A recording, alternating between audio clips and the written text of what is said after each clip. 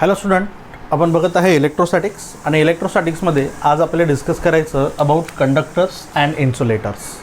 तसेच यामध्ये आपल्याला डिस्कस करायचं free and bound charges in conductors. Okay, यामध्ये फर्स्ट ऑफ ऑल आपण बघू अबाउट कंडक्टर्स. आपल्याला माहीत आहे depending upon the electrical properties of substances they are actually classified into 3 types, that is conductor, insulator and semiconductor. आपल्याला माहीत आहे if the conductivity of material is very high so that its resistivity is very low, such type of materials actually allows an electric current to pass through them. Such type of materials are called conductors. Similarly, the material whose electrical conductivity is very low so that its resistivity is found to be very high, such type of material actually offered high resistance path to flow of electric current. Such type of materials are called insulators. Whereas the electrical conductivity and resistivity of material is moderate for semiconductor. Out of these three आपल्याला discuss करायचं नाव conductors and insulators. आपण आताच बघितलं conductors are those material whose electrical conductivity is very high and electrical resistivity is very low. That means these materials actually offered low resistance path for the flow of electric current. Electric current can be easily flown through them. Such type of materials are called conductors. याचे example आपल्याला माहीत आहे metals. आपल्याला माहीत आहे all जे metals आहेत लक्षात they offered low resistance path for the electric current so that electric current can easily flows through them. Such materials are called conductors. Human body आपल्याला माहीत आहे लाईव्ह वायरला जर आपण टच करत असेल लक्षात विथ नेकेड लेग आपल्याला माहीत आहे तर आपल्याला माहीत आहे की इलेक्ट्रिक करंट जो आहे तो लाईव्ह वायरमधला तो आपल्या बॉडीमधून पास होतो अर्थकडे आणि आपल्याला काय मिळतो शॉक, आपल्याला शॉक लागतो. Okay, that means our body also offered low resistance path for the flow of electric current. That means electric current can easily flows through our body. Therefore our body is again a type of conductor. आपली body पण काय conductor आहे. Okay, असे जे material आहेत की जे material त्यांच्यामधून flow होणाऱ्या इलेक्ट्रिक करंटला लो रेजिस्टन्स पाथ ऑफर्ड करत आहे की जेणेकरून इलेक्ट्रिक करंट त्यांच्यामधून इझिली फ्लो होतो, अशा मटेरियलला आपण ॲक्च्युली काय म्हणत असतो कंडक्टर. आहे लक्षात. आपल्याला बघायचं याच कंडक्टरमध्ये इलेक्ट्रिक करंट का आणि कसा फ्लो होत आहे. ओके, तर आपल्याला माहीत आहे कुठलाही कंडक्टर जर आपण कन्सिडर करत असेल तर या कंडक्टरची जी ॲटॉमिक साईज आहे या ॲटॉमिक साईजचा जर आपण विचार केला किंवा कम्पेअर केली विथ अन इन्सुलेटर्स तर आपल्याला असं लक्षात येते की याची ॲटॉमिक साईज लार्जर आहे, मोठी आहे. So that the outermost electron that is valence electron जो आहे कंडक्टरच्या मटेरियलमध्ये असणारा तो त्याच्या न्यूक्लियसपासून कसा आहे लार्जर डिस्टन्सवर आहे. त्यामुळे अशा कंडक्टरचे जे न्यूक्लियस आहेत हे त्याच्या व्हॅलन्स इलेक्ट्रॉनला एकदम कमी फोर्सनी काय करत आहेत बाउंड करत आहेत. आहे लक्षात. Therefore such electrons such valence electrons are found to be loosely bounded electron with their nucleus. त्यामुळे with the influence of external force कुठल्याही एक्सटर्नल इलेक्ट्रिक फील्ड असेल किंवा एक्सटर्नल फोर्स अशा इलेक्ट्रॉनवर जर ॲक्ट होत असेल तर ते इलेक्ट्रॉन इझिली त्या न्यूक्लियसला काय करतात लूज करतात आणि त्या ॲटममधून काय होतात बाहेर पडतात. असे जे बाहेर पडलेले इलेक्ट्रॉन्स आहेत okay which are actually outside the nucleus atom and they are constantly moving okay from one atom to the other atom okay within the conductors. Such electrons are actually called free charges or free electrons, and these free electrons are responsible for the flow of electric current through such conductors. example आपण consider करू. लक्ष द्या इकडे. Suppose एक कॉपरची wire आपण घेत आहे अशी. आपल्याला माहिती आहे या कॉपरच्या वायरमध्ये जो ॲटम आहे त्या ॲटमच्या सेंटरला असणारा जो न्यूक्लियस आहे लक्षात की ज्याच्यामध्ये काही प्रोटॉन्स आहेत की जे कोणता चार्ज कॅरी करत आहे पॉझिटिव्ह चार्ज आणि त्याच्या अराउंड इलेक्ट्रॉन्स ॲटममध्ये कॉन्स्टंटली काय होतात रिव्हॉल्व होत आहेत इक्वल नंबर ऑफ इलेक्ट्रॉन्स. आपल्याला माहिती आहे total number of positive charge in a nucleus and total number of negative charge of electron which are revolving around nucleus in an atom is same. Therefore atom as a whole is considered to be electrically neutral. म्हणून item हा electrically कसा आहे neutral आहे. But आपण आत्ताच बघितलं की valence ऑर्बिटमध्ये असणारा जो इलेक्ट्रॉन आहे शेवटच्या ऑर्बिटमध्ये असणारा जो इलेक्ट्रॉन आहे कंडक्टरच्या त्याचं न्यूक्लियसपासून असणारं डिस्टन्स जास्त आहे. त्यामुळे हा न्यूक्लियस त्या व्हॅलन्स इलेक्ट्रॉनवर एकदम कमी फोर्स अप्लाय करत आहे, की ज्या फोर्सच्या इफेक्टमुळे व्हॅलन्स ऑर्बिटमध्ये असणारा जो इलेक्ट्रॉन आहे, हा इलेक्ट्रॉन त्याच्या न्यूक्लियससोबत एकदम लूजली बाउंड आहे. एकदम कसं आहे? लूजली बाउंड आहे. त्यामुळे एक्सटर्नल इफेक्ट किंवा एक्सटर्नल इलेक्ट्रिक फील्ड असो, अजून रूम टेम्परेचर असो किंवा अजून काही, आहे लक्षात, स्मॉल अमाऊंट ऑफ फोर्स जरी या इलेक्ट्रॉनवर एक्झर्ट झाला तर लगेच हा इलेक्ट्रॉन या ॲटममधून असा काय होतो? बाहेर पडतो. आहे लक्षात. असे जे बाहेर पडलेले इलेक्ट्रॉन्स आहेत ॲटममधून, त्या इलेक्ट्रॉनला आपण ॲक्च्युली काय म्हणत असतो? मग फ्री इलेक्ट्रॉन. आणि हे फ्री इलेक्ट्रॉन आपल्याला माहीत आहे रिस्पॉन्सिबल आहेत या वायरमधून फ्लो होणाऱ्या इलेक्ट्रिक करंटला. These number of free electrons per unit volume decides the conductivity of material. आहे लक्षात. ज्या मटेरियलमध्ये number of free electron per unit volume greater असतील अशा मटेरियलला आपण काय म्हणतो? तेवढाच तो काय? हायर कंडक्टिंग आहे. त्याची कंडक्टिव्हिटी तेवढीच कशी आहे? हाय आहे. कळलं का तुम्हाला हे? This is called the conductivity of materials. Okay. And these electrons are actually responsible for the flow of electric current. मग आपल्याला माहीत आहे की जेवढेही ॲटम अशा कंडक्टरमध्ये आहे त्या प्रत्येक ॲटमच्या व्हॅलन्स ऑर्बिटमधून फ्लो होणारा इलेक्ट्रॉन त्याच्या न्यूक्लियसला काय करत आहे? लूज करत आहे आणि तो आपल्याला बाहेर पडताना दिसतो. असे जे सगळे इलेक्ट्रॉन्स आहेत त्या सगळ्या इलेक्ट्रॉनला आपण ॲक्च्युली काय म्हणतो? मग free electron. All these electrons actually called as the free electrons. आणि हे सगळेच्या सगळे फ्री इलेक्ट्रॉन्स ॲक्च्युली ज्या ॲटम्समधून आपल्याला बाहेर पडताना दिसतात, की जो इनिशियली न्यूट्रल आहे, इलेक्ट्रॉन लूज केल्यावर आपल्याला माहिती आहे ॲटम काय होत आहे? आयन्समध्ये कन्वर्ट होत आहे. त्यामुळे असे स्टेशनरी आयन्स पण आपल्याला या कंडक्टरमध्ये एक्झिस्ट करताना दिसत आहेत, like this, which are stationary. आता हे सगळेच्या सगळे इलेक्ट्रॉन जे आहेत, फ्री इलेक्ट्रॉन, हे एका ॲटमच्या व्हॅलन्स ऑर्बिटमधून दुसऱ्या ॲटमच्या व्हॅलन्स ऑर्बिटमध्ये कॉन्स्टंटली इकडे तिकडे काय करत राहतात? असं मूव्ह होत राहतात. आणि आपण बघितलेलं आहे काय? The rate of flow of charges is called electric current. Whenever a charge is moving from one place to the other, it carries an electric current with it. आपल्याला माहिती आहे जेव्हा एखादा चार्ज एका ठिकाणून दुसऱ्या ठिकाणी जातो तेव्हा तो आपल्यासोबत काय कॅरी करतो? Electric current. इथे प्रत्येक इलेक्ट्रॉन एका ॲटमच्या व्हॅलन्स ऑर्बिटमधून दुसऱ्या ॲटमच्या व्हॅलन्स ऑर्बिटमध्ये कॉन्स्टंटली विदाऊट एनी सप्लाय आपल्याला काय दिसतात? इथे रँडम मोशन परफॉर्म करताना दिसतात. मग याचा अर्थ विदाऊट सप्लाय इलेक्ट्रॉन जर इकडे तिकडे फिरत असतील विदिन दी वायर, तर विदाऊट सप्लाय या वायरमध्ये काय प्रोड्यूस व्हायला पाहिजे? करंट. बट ॲक्च्युअलमध्ये आपण असा करंट बघतो का? नाही. का? तर याचं कारण आपल्याला सांगितलं आहे the total number of electrons crossing any section of this wire towards right hand side in a given time is equal to the same amount of electron crossing the same section towards left hand side in the same time. Therefore net charge जो या सेक्शनला cross करत आहे तो काय राहतो? 0. And therefore electric current across this section is also 0. कळलं का सगळ्यांना हे? This is called the conductor. असं ज्या मटेरियलच्या आत होते त्या मटेरियलला काय म्हणतो आपण? कंडक्टर्स. आहे लक्षात. याचं एक्झाम्पल्स आपल्याला माहिती आहे मेनली मेटल्स आहेत. कळलं इथपर्यंत? नाव मग when a potential difference is applied across it, जेव्हा एखादी बॅटरी एखादा सेल याच्या अक्रॉस आपण जॉईन करतो असा, तर आपल्याला माहिती आहे बॅटरीचं पॉझिटिव्ह पोटेन्शियल या साईडला, निगेटिव्ह पोटेन्शियल या साईडला. आहे लक्षात. त्यामुळे काय होतं आहे? Due to effect of such potential the electrons within the wire, आहे लक्षात, इलेक्ट्रॉन्स जे आहेत वायरच्या आतमध्ये असणारे, they are under the action of the force, electrostatic force. आणि त्याच इलेक्ट्रोस्टॅटिक फोर्सच्या इफेक्टमुळे these electrons are moving. Okay. These electrons are constantly moving opposite to direction of electric field. आपल्याला माहीत आहे की positive potential within the wire असणारे इलेक्ट्रॉनला आपल्याकडे काय करणार? अट्रॅक्ट करणार. आणि हे निगेटिव्ह पोटेन्शियल त्याला काय करणार? रिपेल्ड करणार. त्यामुळे हे इलेक्ट्रॉन एका कॉन्स्टंट व्हेलॉसिटीने, आहे लक्षात, निगेटिव्ह पोटेन्शियलपासून पॉझिटिव्ह पोटेन्शियलकडे आपल्याला शिफ्ट होताना दिसतात, मूव्ह होताना दिसतात, ड्रिफ्ट होताना दिसतात.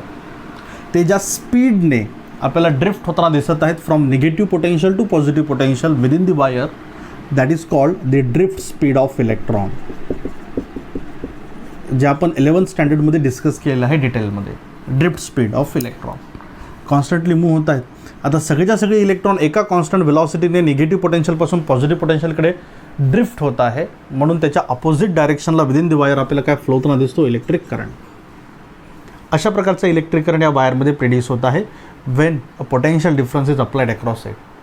आणि असं ज्या मटेरियलमध्ये होते त्या मटेरियल आपण ॲक्च्युली काय म्हणत असतो, conductor, that is metal conductors.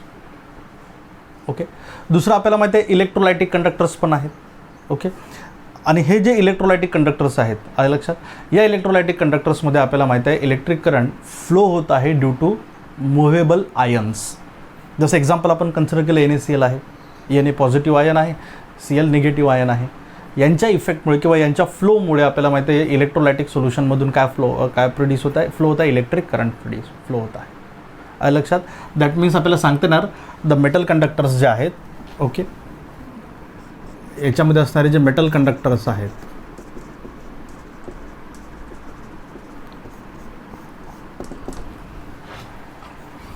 These metal conductors, आणि आपण काय कन्सिडर करू, इलेक्ट्रोलायटिक कंडक्टर्स. इलेक्ट्रोलायटिक कंडक्टर्स, ठीक आहे. नाव आपल्याला माहिती आहे, इथे आपण बघितलं आता की मेटल कंडक्टरमध्ये आपण बघितलं electric current is due to what, free electrons. Okay, whereas in electrolytic conductors electric current is due to free ions. Second याच्यामध्ये बघू आपण. आपल्याला माहित आहे due to flow of electric current through metal wire, एखाद्या मेटल वायरमधून जर electric current flow होत असेल तर त्यामुळे त्या मेटल्समध्ये काही केमिकल चेंजेस होत आहेत का, नाही. त्याचं केमिकल डिकम्पोजिशन होतं आहे का, नाही. जसं एक्झाम्पल आपण कन्सिडर केलं, सपोज कॉपर वायर घेतली आपण आणि या कॉपरमधून इलेक्ट्रिक करंट पास झाला, तर जेव्हा हा इलेक्ट्रिक करंट कॉपर वायरमधून पास होईल तेव्हा त्या कॉपर वायरचं केमिकल डिकम्पोजिशन होत आहे का, कॉपरचं म्हणजे त्याचे बॉन्ड ब्रेक होत आहेत का, नाही. त्यामुळे इथं आपल्याला सांगता येणार there is no any chemical effect of electric current through metal conductors. Metal कंडक्टरमधून फ्लो होणाऱ्या इलेक्ट्रिक करंटमुळे मेटलमध्ये कुठल्याही प्रकारचा केमिकल इफेक्ट फॉर्म होत आहे का, नाही. But when an electric current is passed through electrolytic solution, the electrolysis of that solution takes place. लक्षात. आपल्याला माहीत आहे की इलेक्ट्रोलायटिक सोल्युशनमधून जर इलेक्ट्रिक करंट पास होत असेल तर त्या इलेक्ट्रोलायटिक सोल्युशनचं केमिकल डिकम्पोजिशन होत आहे. इलेक्ट्रिक करंट जर पास होत असेल तर Na आयन्स आणि NaCl जर आपण कन्सिडर करत असेल तर Na positive ions, chlorine negative ions आपल्याला याचं इलेक्ट्रोलायसिस होताना दिसत आहे.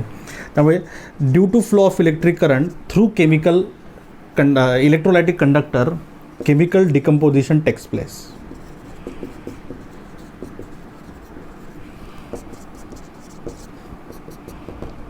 थर्ड घेऊ आपण याच्यामध्ये.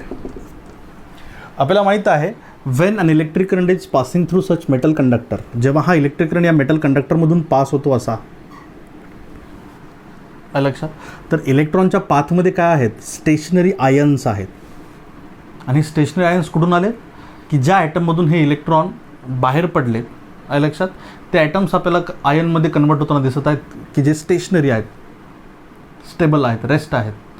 And when these electrons are moving from negative potential to positive potential within the wire, electrons are constantly colliding on these stationary ions.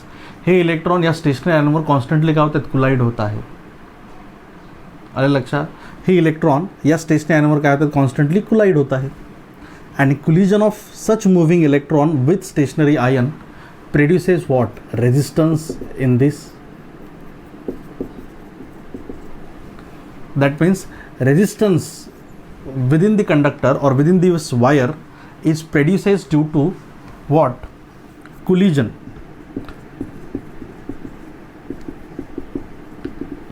of free moving electron with ions, stationary ions in their path. लक्षात आहे. What about electrolytic conductors नाव. आपल्याला माहीत आहे electrolytic कंडक्टरमध्ये काय आहेत, ions आहेत. And motion of these ions is actually responsible for flow of electric current. Therefore आपल्याला माहिती आहे आयन्स जे आहेत यांच्यामध्ये काय आहेत, इंटरॅक्शन आहेत. जसं NaCl जर आपण कन्सिडर करत असेल तर Na चे आयन्स आणि Clचे आयन्स, Na चे पॉझिटिव्ह आयन्स आहेत आणि Clचे काय निगेटिव्ह आयन्स आहेत. त्यामुळे हे आयन्स एकमेकांसोबत काय होत आहेत, इंटरॅक्ट होत आहे. And due to that interaction आणि त्या इंटरॅक्शनमुळे आपल्याला माहीत आहे इथे रेझिस्टन्स काय होत आहे, जनरेट होत आहे, की त्यांचं मोशन काय होतं, अपोज्ड होत आहे. काय लक्षात.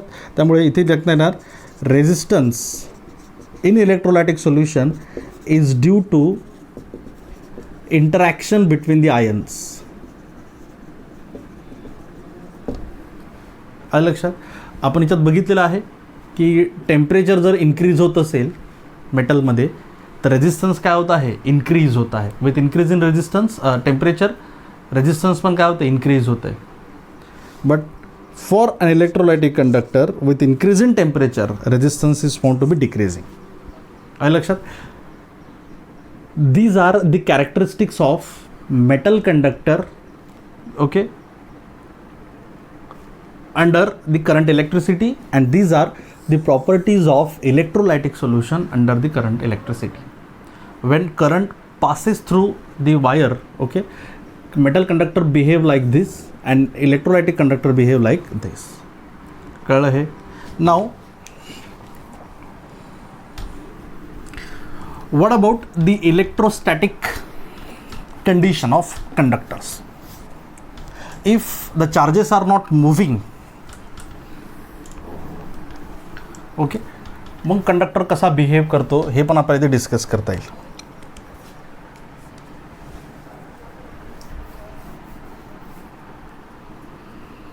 इथे लिहिता येईल आपल्याला properties of conductor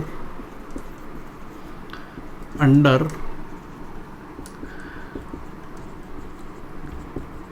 electrostatic condition. Electrostatic म्हणजे charges are static, rest, not moving. Okay. त्यामध्ये फर्स्ट आपल्याला बघताय ना,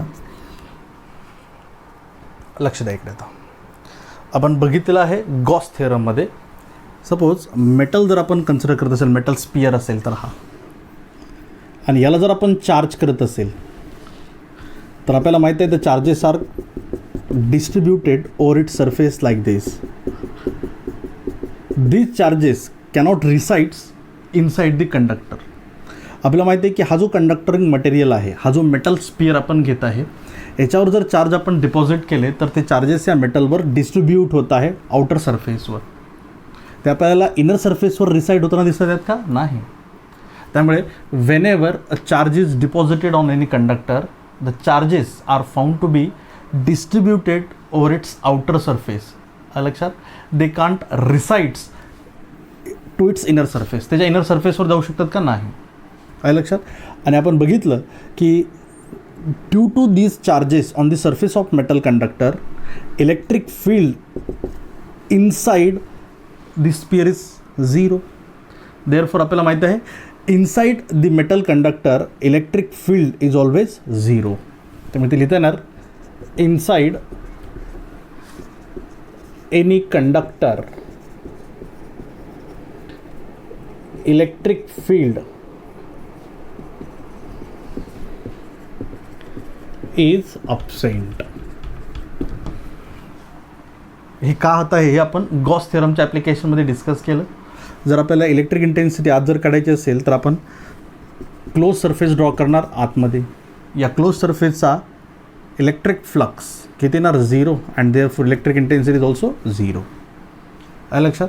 त्यामुळे inside any conductor electric field काय आहे, अब्सेंट आहे, झिरो आहे. सेकंड बघता येईल इथे आपल्याला. नाव आपण इलेक्ट्रिक पोटेन्शियलची डेफिनेशन बघितली. काय इलेक्ट्रिक पोटेन्शियलची definition, the amount of work done in bringing unit positive charge from infinity to given point in an electric field is called electric potential. त्यामुळे आपल्याला माहीत आहे की या कंडक्टरच्या आतमधला हा पॉईंट आपण कन्सिडर करत आहे. सपोज ज्या पॉईंटवर आपल्याला फाइंड आउट करायचं इलेक्ट्रिक पोटेन्शियल काय आहे, बट आपल्याला माहिती आहे की कंडक्टर कसा आहे, चार्जड आहे. त्यामुळे या कंडक्टरवर असणारे हे पॉझिटिव्ह चार्ज, इन्फिनिटीवर असणारा जो 1 कुलॉम्ब ऑफ पॉझिटिव्ह चार्ज आहे, ज्याला इथून इथपर्यंत आणण्यासाठी लागणारं वर्क म्हणजे काय असते, पोटेन्शियल. तर आपल्याला माहिती आहे हे चार्जेस या युनिट पॉझिटिव्ह चार्जवर काय एक्झिट करते, रिपेलिंग फोर्स. त्यामुळे इन्फिनिटीपासून मेटल कंडक्टरच्या सरफेसवर आणण्यासाठी लागणारं जे वर्क असते ते वर्क म्हणजे या पॉईंटचं काय आहे, पोटेन्शियल आहे. या पॉईंटचं काय आहे, पोटेन्शियल. बट आतमध्ये इलेक्ट्रिक फील्ड किती आहे, 0. त्यामुळे इथून इथपर्यंत आणण्यासाठी वर्क किती लागणार, 0. त्यामुळे जे वर्क इथपर्यंत आणण्यासाठी लागते तेच वर्क कुठपर्यंत आणण्यासाठी लागते, इथपर्यंत. म्हणून आपल्या याच्यावर काय सांगता येणार, electric potential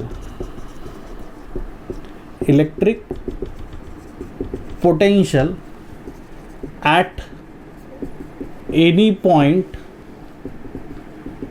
within metal,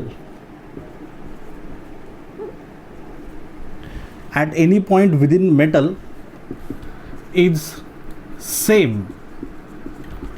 as electric potential on its surface. म्हणजे कुठल्याही मेटलच्या सरफेसवरचं इलेक्ट्रिक पोटेन्शियल आणि आतमधल्या कुठल्याही पॉईंटचं इलेक्ट्रिक पोटेन्शियल कसं आहे, सेम आहे. का आहे सेम, हे कळलं का तुम्हाला? कारण आतमध्ये इलेक्ट्रिक फील्ड काय आहे, 0 आहे.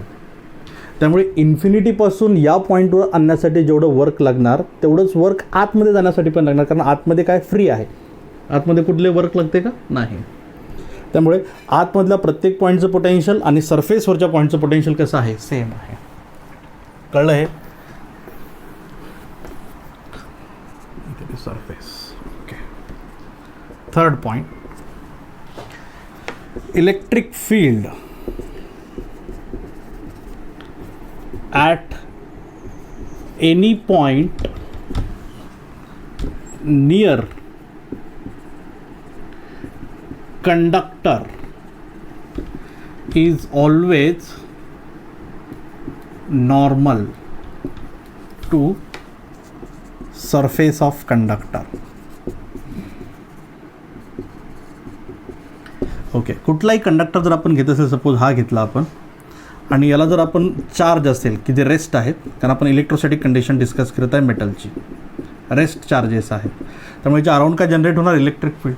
त्याच इलेक्ट्रिक फील्डमधल्या कुठलाही पॉईंट पण जो आपण कन्सिडर करत आहे कंडक्टरच्या नियर आहे, अशा प्रत्येक पॉईंटवर इलेक्ट्रिक इंटेन्सिटी ही कंडक्टरच्या सरफेसला कशी राहते, नॉर्मल राहते. That electric intensity at any point near the conductor is always normal to it surface. हे ऑलवेज त्याला कसे आहेत, नॉर्मल आहे. कळलं कसं काय हे? ओके. नेक्स्ट आपल्याला बघता येणार इथे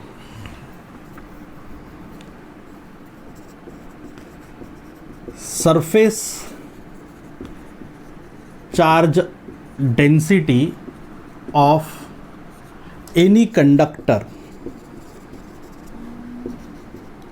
मे or may not be uniform. म्हणजे काय की कंडक्टर जो असतो कुठलाही, या कंडक्टरवर जो चार्ज आपण डिपॉझिट करतो असा, ओके, तर त्याच्यावर डिपॉझिट होणारा चार्ज आपल्याला माहिती आहे डिस्ट्रीब्यूट होतो त्याच्या सरफेसवर, कंडक्टरवरच डिस्ट्रीब्यूट होतो. आता डिस्ट्रीब्यूट होताना तो सारख्या प्रमाणात डिस्ट्रीब्यूट होतो किंवा वेगवेगळ्या प्रमाणात डिस्ट्रीब्यूट होतो. जसं कंडक्टरचा शेप जर हा सिमेट्रिक असेल असा, तर याच्यावर डिपॉझिट केलेला चार्ज सगळीकडे कसा जातो, सारखा. त्यामुळे सरफेस चार्ज डेन्सिटी या मटेरियलची, या सबस्टन्सची कुठल्याही ठिकाणी जर आपण कॅल्क्युलेट केली तर ती आपल्याला ऑलवेज काय मिळते, सेम. बट असा जर कंडक्टर असेल एखादा, तर याच्यावर चार्जेस डिपॉझिट होतं केल्यानंतर ते जे डिस्ट्रीब्यूट होतात ते काय सारख्या प्रमाणात डिस्ट्रीब्यूट होतात का, नाही. काही भागात आपल्याला जास्त चार्जेस जाताना दिसतील इथे असे, काही भागात खूप कमी चार्जेस जाताना दिसतील. त्यामुळे या भागात डेन्सिटी कशी आहे, जास्त आहे, या भागात डेन्सिटी कशी आहे, कमी आहे. आहे लक्षात? त्यामुळे surface charge density of any metal conductor may or may not be uniform और सेम.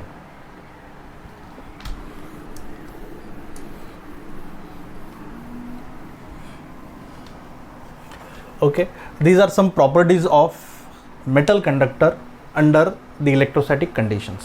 कळलं का सगळ्यांना हे? This is about conductors.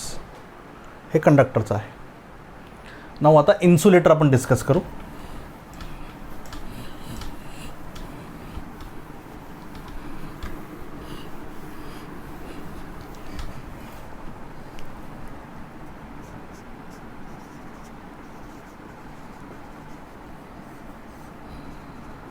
Okay, same आपल्याला माहीत आहे insulators are those material which does not allow an electric current to pass through them. Such type of materials are called insulators. Example आपल्याला माहीत आहे प्लास्टिक आहे, वूड आहे, okay, which offered high resistance path to the flow of electric current through them, therefore electric current cannot pass through them. आपल्याला माहीत आहे insulators असे material आहेत whose electrical conductivity is very very low and it's resistivity is found to be very much high. Such type of materials are actually called insulators. अशा मटेरियलला आपण actually काय म्हणत असतो मग, इन्सुलेटर. आणि इन्सुलेटरमधून आपल्याला माहिती आहे कुठल्या प्रकारचा इलेक्ट्रिक करंट पास होतो का नाही, आहे लक्षात. तर आपल्याला बघायचं why insulators does not allow an electric current to pass through them. तर आपल्याला माहीत आहे लाईक कंडक्टर्स इन्सुलेटरमध्ये फ्री इलेक्ट्रॉन्स किंवा फ्री चार्जेस आहेत का नाही, का नाही आहेत. तर आपल्याला माहीत आहे, आपण बघितलं आहे की कंडक्टरमध्ये व्हॅलन्स ऑर्बिटमध्ये असणारा जो इलेक्ट्रॉन आहे त्याचं न्यूक्लियसपासून डिस्टन्स लार्ज असल्यामुळे तो व्हॅलन्स ऑर्बिटमधला इलेक्ट्रॉन न्यूक्लियससोबत लूजली बाउंड असतो. त्यामुळे स्मॉल अमाऊंट ऑफ फोर्स जरी त्याच्यावर एक्सटर्नली ॲक्ट होत असेल तर तो लगेच इलेक्ट्रॉन काय होतो, ॲटमला सोडतो आणि बाहेर पडतो. त्या इलेक्ट्रॉनला आपण काय म्हणतो, फ्री इलेक्ट्रॉन. आणि ते फ्री इलेक्ट्रॉन कंडक्टरमध्ये रिस्पॉन्सिबल आहेत कशाला, इलेक्ट्रिक करंटला. But in the case of insulator आपल्याला माहीत आहे इन्सुलेटरच्या व्हॅलन्स ऑर्बिटमध्ये असणारा इलेक्ट्रॉनही त्याच्या न्यूक्लियससोबत टाईटली बाउंड असतो. त्यामुळे एक्सटर्नल इलेक्ट्रिक फील्ड असो किंवा कुठलाही एक्सटर्नल फोर्स असो, आहे लक्षात, त्या इलेक्ट्रॉनला ॲटममधून आपल्याला इजेक्ट करताना किंवा ॲटममधून तो आपल्याला तो रिमूव्ह करू शकताना दिसतो का नाही. त्यामुळे अशा प्रकारचे फ्री इलेक्ट्रॉन्स किंवा फ्री चार्जेस इन्सुलेटरमध्ये एक्झिस्ट करत आहेत का नाही. आता जर फ्री इलेक्ट्रॉन किंवा फ्री चार्जेस जर इन्सुलेटरमध्ये नसतील तर इलेक्ट्रिक करंट जो आहे लक्षात, तो इलेक्ट्रिक करंट त्यामधून पास होईल का नाही. त्यामुळे such type of materials are actually called insulators. Actually इथं आपल्याला सांगितलेलं आहे insulators are the collection of such molecules which are not easily ionized. म्हणजे काय, तर आपल्याला माहिती आहे इझिली आयोनाइज्ड न होणारे जे मॉलिक्युल्स आहेत त्याचं कलेक्शन म्हणजे काय, ॲक्च्युली इन्सुलेटर. आयोनाइज तुम्हाला माहीत आहे इलेक्ट्रॉन रिमूव्ह करणे ॲटममधून. अशा मटेरियलला आपण ॲक्च्युली काय म्हणतो, इन्सुलेटर्स, आहे लक्षात. आणि म्हणून इन्सुलेटरमधून आपल्याला माहिती आहे कुठल्याही प्रकारचा इलेक्ट्रिक करंट पास होतो आहे का नाही. बट या इन्सुलेटरच्या काही आपल्याला प्रॉपर्टीज बघता येतील like conductor under the electrostatic conditions. आपल्याला माहीत आहे whenever an insulator is charged, okay, the charge deposited on it surface is always confined to a given region. म्हणजे काय की सपोज हा जर एखादा इन्सुलेटर आपण कन्सिडर करत असेल आणि या रिजनमध्ये जर आपण चार्ज डिपॉझिट केला तर तो चार्ज याच रिजनमध्ये कन्फाइंड राहतो. It is not distributed or all it surface like conductor, लक्षात. दुसरं, insulators does not restrict an electric field. त्यामुळे within the insulator electric field काय असते, नॉन झिरो असते. आपण बघितलं होतं कंडक्टरच्या आतमध्ये इलेक्ट्रिक फील्ड काय असते, झिरो. बट इन्सुलेटरच्या आतमध्ये इलेक्ट्रिक फील्ड काय राहते, नॉन झिरो. त्यामुळे electric field may produces within the insulators. कळलं सगळ्यांना आहे, ओके.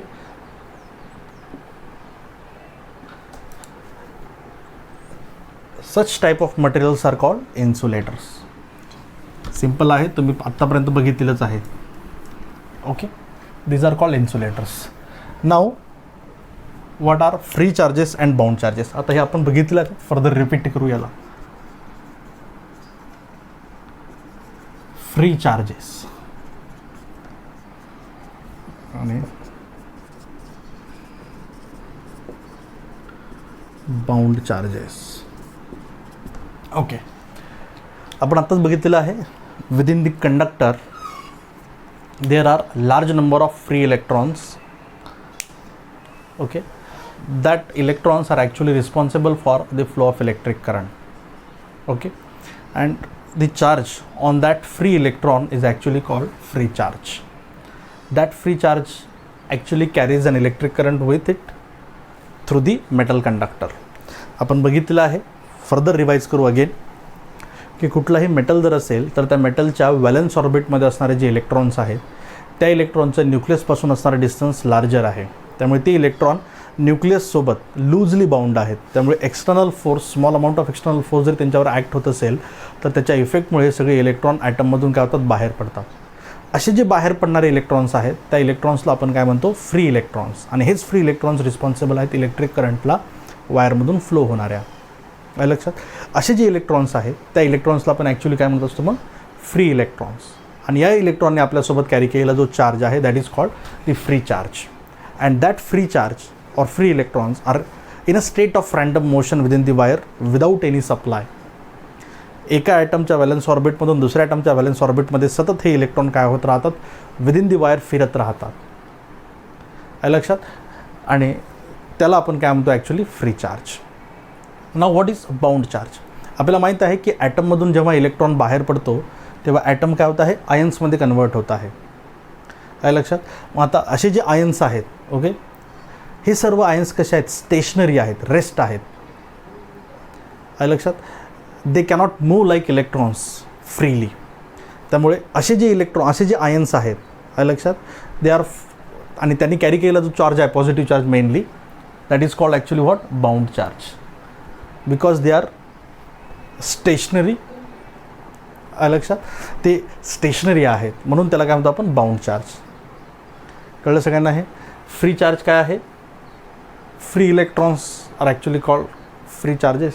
आणि हे फ्री इलेक्ट्रॉन जेव्हा ॲटम्समधून बाहेर पडतात तेव्हा त्या ॲटम्स आयन्समध्ये कन्वर्ट होतात विच आर स्टेशनरी. आणि आपल्याला माहीत आहे की तो जो बाउंड असणारा चार्ज आहे, तोच रेस्ट असणारा जो चार्ज आहे that is called the bound charge. कळलं सगळ्यांना. This is all about conductor, insulator and free and bound charges of conductors within the conductors. कळलं इथपर्यंत. थँक्यू.